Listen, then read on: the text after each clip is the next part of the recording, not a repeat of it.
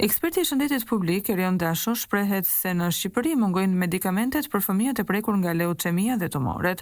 Ai theksoi se çdo shtet me një minimum përgjegjësirie ndaj jetës dhe shëndetit të qytetarëve duhet të ketë një prioritizëm të qartë në trajtimin e pacientëve, veçanërisht atyre me sëmundje të rënda që kanë pak shanse për të shëruar.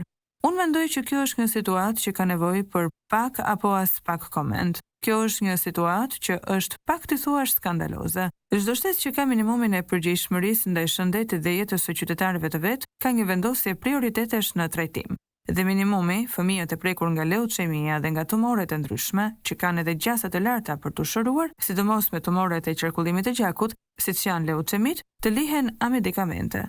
Kjo është pak të thuash kriminale.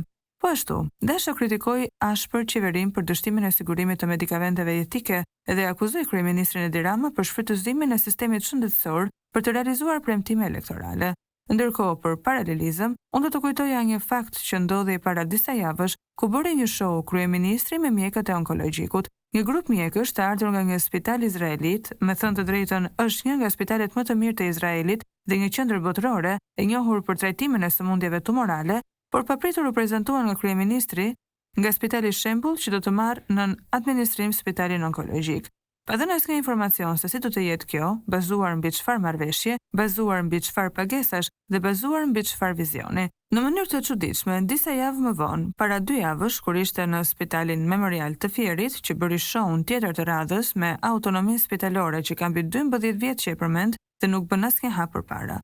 Përmendi dhe tha se ne nuk mund të themi që mjekët e Spitalit Shembull do të vinë dhe do të menaxhojnë spitalin onkologjik, pa qenë të sigurt që kjo do të ndodhë.